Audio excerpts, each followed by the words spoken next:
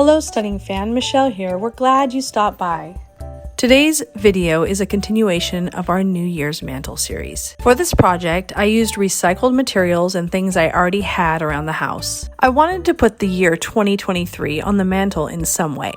My original idea was to cut the letters out of a sheet of foam that came out of a shipping box that I had received. But then I found this thick floral wire that I had tucked away and decided to create the numbers out of the wire instead.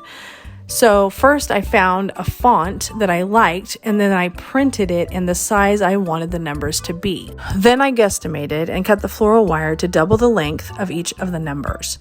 After that, I folded the wire in half and began twisting it to create a thicker wire. I wasn't being very precise because I really wanted a rustic, whimsical texture. And I simply formed the numbers by twisting and curving them to match the font that I had printed on the paper. Once all the letters were finished, I cut shorter lengths of wire to secure each of the numbers to a thick skewer, kind of like the ones that you use to make caramel apples.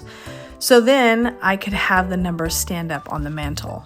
I drilled holes in a 10-inch piece of 2x2 pine to use as the stand. Unfortunately, I didn't end up videoing this part of the process, so I can't show you. We are a lifestyle channel that features a variety of content, from cooking, unboxing videos, to anything that can be a DIY style project. And we would really love it if you would like and subscribe and hit the bell so you can be notified the next time that we decide to share one of our projects. I wanted to include a clock in my New Year's theme decorations for the mantle to represent the passing of time. And I also wanted it to say Happy New Year's on it. So this is the inspiration for the next craft. I decided to make a mock clock made out of recycled styrofoam and cardboard. First, I used a dining charger to trace a circle on the styrofoam, and then I used a styrofoam cutting tool to cut out the circle. I used this to mount to the back of the clock. I wasn't using the styrofoam for the actual face of the clock. I just wanted it to have some thickness and substance to it. Then I used the charger once again to cut the same size circle out of a piece of cardboard.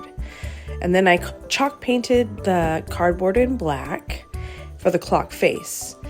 And then I went to my computer and I found some Roman numerals I like and a Happy New Year's font, and I printed them out, then traced them onto the front of the clock where I wanted them to be.